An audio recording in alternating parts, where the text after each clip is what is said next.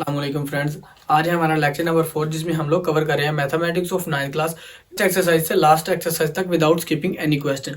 तो आज का हमारा जो टॉपिक है वो है एक्सरसाइज नंबर 1.2 का क्वेश्चन नंबर 4, 5, 6। 4 में वो कह रहा है जी नेगेटिव ऑफ अ मैट्रिक्स। हमारे पास जो मैट्रिक्स दिया गया होगा हमने जस्ट उसका नेगेटिव फाइंड करना है। अब एक मैट्रिक्स का नेगेटिव कैसे फाइंड करते हैं? नेगेटिव फाइंड करने के लिए एक मैट्रिक्स उसमें जो भी एंटिटीज दी गई होंगी, जो भी लफ्ज, जो भी रकमें दी गई होंगी, हमने जस्ट उनके सिंबल्स को चेंज कर देना है। जो हमारे पास सिंबल्स चेंज करने के बाद नया मैट्रिक्स होगा उसे नेगेटिव ऑफ अ मैट्रिक्स कहेंगे। जैसे हमारे ये फर्स्ट क्वेश्चन में दिया गया, तो चलिए एग्जांपल से हम लोग क्लैरिफाई करते हैं जी। a is equal to 1, 0, -1। इसका नेगेटिव ऑफ a जो हमारे पास आएगा वो होगा -a, which will be equal to, मानना तो ये हो जाएगा -1, 0 एज इट इज ही रहेगा, और जो -1 है ये हमारे पास होगा +1। जो चेंजेस करने के बाद हमारे पास नया मैट्रिक्स आया है, सिर्फ सिंबल्स चेंज करने हैं हम लोगों ने, और जो नया मैट्रिक्स आएगा उसे नेगेटिव ऑफ अ मैट्रिक्स कहेंगे। यही फार्मूला हम लोगों ने इस तमाम क्वेश्चन में लगाना है और ये क्वेश्चन सॉल्व हो जाएंगे। तो दूसरा क्वेश्चन भी इसी तरह देख लेते हैं। b is equal to 3, -1, 2, 1।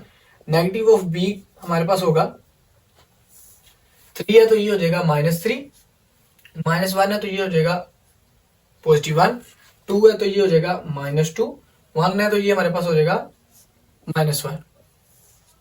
ये चेंजेस करने के बाद हमारे पास ये नया मैट्रिक्स है, यही इसका आंसर है। सिंपल ही है। इसी तरीके से ये थर्ड क्वेश्चन की तरफ आ जाते हैं। c is equal to 2, 6, 3, 2। Negative of c होगा हमारे पास -2, -6, -3, -2। जस्ट इतना सा आंसर है। इसी तरह ये -d हम लोग फाइंड कर लेते हैं। ये हमारे पास होगा -3 है तो ये हो जाएगा +3, 2 है तो -2, -4 हो जाएगा +4, और 5 हो जाएगा -5। करना कुछ नहीं है, जस्ट हम लोगों ने उसके साइज चेंज करनी है। e इज इक्वल टू, इसका भी हमारे पास हो जाएगा -e इक्वल टू 1 है तो ये हो जाएगा -1, -5 है तो ये हो जाएगा +5, 2 है तो -2, 3 है तो -3। जस्ट यही करना है हमारा। इसी के साथ हमारा क्वेश्चन नंबर 4 कंप्लीट हो जाता है। नेक्स्ट क्वेश्चन है हमारा क्वेश्चन नंबर 5, उसको भी देख लेते हैं। अब चलते हैं हमारे क्वेश्चन नंबर 5 की तरफ, जिसमें हम लोगों ने ट्रांसपोज फाइंड करना है। कोई भी मैट्रिक्स है उसका हम लोग ट्रांसपोज कैसे फाइंड करते हैं? ट्रांसपोज फाइंड करने के लिए हमने जस्ट उसकी जो रोज होती हैं, रोज उसको हम लोगों ने कॉलम में कन्वर्ट कर देना होता है, और अगर कॉलम दिया गया है तो उसे हम लोगों ने रोज की शक्ल में लिख देना है। जस्ट हमने स्वैप करना है, कॉलम को रोज की शक्ल में लिखना है, और अगर रोज है तो उसे कॉलम की शक्ल में लिख देना है। चलो एक्सरसाइज 1.2 क्वेश्चन नंबर 5 ए पार्ट हम लोग करेंगे, जिससे आपका कंसेप्ट क्लियर हो जाएंगे। a is equal to 0, 1, -2। हम लोग इसका ट्रांसपोज फाइंड करते हैं। ट्रांसपोज फाइंड करने के लिए हम लोगों ने, अगर कॉलम है तो उसे रो में, और रो है तो उसको कॉलम में कन्वर्ट करना है। तो a का ट्रांसपोज टी, ये ट्रांसपोज को शो कर रहा है। a का ट्रांसपोज हमारे पास होगा, ये एक कॉलम है तो इसको हम लोग रो की शक्ल में लिखेंगे 0, 1, -2।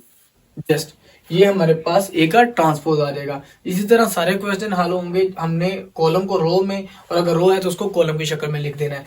क्वेश्चन नंबर 2 जो पार्ट बी है हमारे पास, b इज इक्वल टू 5, 1, -6। इसका ट्रांसपोज हम लोग फाइंड कर लेते हैं। b का ट्रांसपोज हमारे पास होगा, ये रो है तो इसको हम कॉलम की शक्ल में लिखेंगे 5, 1। जैसे यही तरतीब हम लोगों ने वही रखनी है, वर्ड बाय वर्ड लिखना है। पहला वर्ड पहली पोजीशन पर, दूसरा सेकंड पोजीशन पर, थर्ड पोजीशन पर। इसी तरीके ही अब थर्ड क्वेश्चन हम लोग सोल्व कर लेते हैं।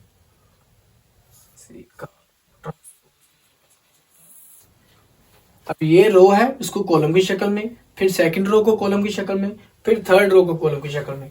फर्स्ट वन 1, 2, इसको हम लोग इस तरह लिख लेंगे 1, 2। सेकंड को हम लोग इस तरह लिख लेंगे 2। थर्ड है हमारे पास 3 और 0, तो 3, 0। जस्ट यही चेंजेस हम लोगों ने करने हैं, और जो हमारे पास नया मैट्रिक्स होगा उसे हम लोग ट्रांसपोज ऑफ अ मैट्रिक्स कहेंगे। जो मैट्रिक्स हमारे पास दिया गया होगा उसका ट्रांसपोज कहलाएगा। ये इजी था, ये आपने बस तरीका याद रखना है। इसी तरह ही सारे क्वेश्चन सोल्व हो जाते हैं। d is equal to 2, 3, 0, 5। d का ट्रांसपोज हमारे पास क्या होगा, 2, 3 को हो गया कॉलम की शक्ल में, 0, 5 को भी कॉलम की शक्ल में। ये हमारे पास ट्रांसपोज आ गया जी। पांचवा हमारे पास है ई का ट्रांसपोज क्या होगा, ई ट्रांसपोज इज इक्वल टू 2 3 -4 5। इतना एफ फाइंड कर लेते हैं। एफ का ट्रांसपोज होगा हमारे पास 1 2 1 2 और ये 3 4 हमारे पास आ जाएगा इस तरह 3 4। इसी के साथ हमारा क्वेश्चन नंबर 5 भी कंप्लीट हो जाता है। अब हम लोग करने जा रहे हैं क्वेश्चन नंबर 6, इस एक्सरसाइज का लास्ट क्वेश्चन जो इम्पोर्टेंट भी है। ये कंसेप्ट बेस्ड था और वही क्वेश्चन है जो पेपर्स में भी ज्यादातर आता है और आपके फर्दर कंसेप्ट क्लियर करने के लिए इम्पोर्टेंट है। तो क्वेश्चन नंबर 6 की तरफ चलते हैं। क्वेश्चन नंबर 6 हम लोग सोल्व करने जा रहे हैं, जिसमें वो कह रहा है वेरीफाई ए का transpose is equal to A if A is equal to 1 2 0 1। A की हमारे पास क्वांटिटी ए की हमारे पास वैल्यू दी गई हुई है। हमने ये फार्मूला इसके ऊपर लगाना है और ये प्रूव करना है कि लेफ्ट हैंड साइड जो है वो राइट हैंड साइड के इक्वल आती है। तो बिल्कुल इजी सा क्वेश्चन है। स्टार्ट करते हैं। सबसे पहले हम लोग ए का ट्रांसपोज फाइंड कर लेंगे, देन उसका ट्रांसपोज। तो ए का ट्रांसपोज हमारे पास आपको पता है, ए का ट्रांसपोज ये हमारे पास होगा, ये रो है तो इसको हम लोग कॉलम की शक्ल में लिख देंगे, ये सेकंड रो है तो इसको सेकंड कॉलम की शक्ल में। ठीक है, पिछला क्वेश्चन नंबर 5 हम लोगों ने किया था ट्रांसपोज, उसी की बेस पर। अब ए के ट्रांसपोज का ट्रांसपोज, यानी ए का ट्रांसपोज हमारे पास आ गया जो कोई ये है। अब इसी का हम लोगों ने ट्रांसपोज अगेन लेना है। इसका अगेन ट्रांसपोज लेंगे तो ये फर्स्ट रो है, ये हमारे पास हो जाएगा 1 0, ये सेकंड है तो ये हो जाएगी 2 1। तो चेक करें क्या ये ए के इक्वल नहीं है, बिल्कुल सेम टू सेम है। जस्ट यही वो पूछना चाह रहा था और यही हमारा आंसर आ गया जी। वो ये पूछना था ए का ट्रांसपोज क्या ए के इक्वल है, तो यस हमारा जो ए के ट्रांसपोज का ट्रांसपोज है वो ए के इक्वल है। तो प्रूव होता है left hand side is equal to right hand side. इसी तरह क्वेश्चन नंबर, ये पार्ट नंबर 2 है क्वेश्चन नंबर 6 का, बी का transpose is equal to B. तो ये भी इसी तरह सेम तरीके पर होगा। सबसे पहले बी का ट्रांसपोज लेंगे, देन अगेन उसका ट्रांसपोज लेंगे और चेक करेंगे कि क्या ये दोनों आपस में इक्वल है या नहीं।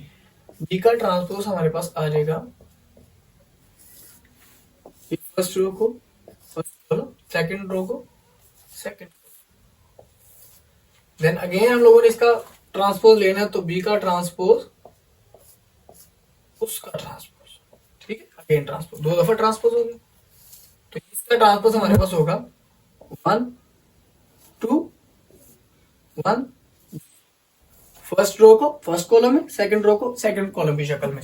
तो ये हम लोग अब हम कंपैरिजन करते हैं, क्या ये बी के इक्वल नहीं है, सेम टू सेम ही है। फर्स्ट वन के इक्वल है 1 1 1 1 2 0 2 0, तो ये सेम टू सेम है और यही उसका क्वेश्चन था। तो यहाँ पर भी हम लोग लिखेंगे left hand side right hand side. इसी क्वेश्चन के साथ हमारी एक्सरसाइज नंबर 1.2 कंप्लीट होती है। मिलते हैं अगले लेक्चर में अगली एक्सरसाइज के साथ, तब तक के लिए अल्लाह हाफिज।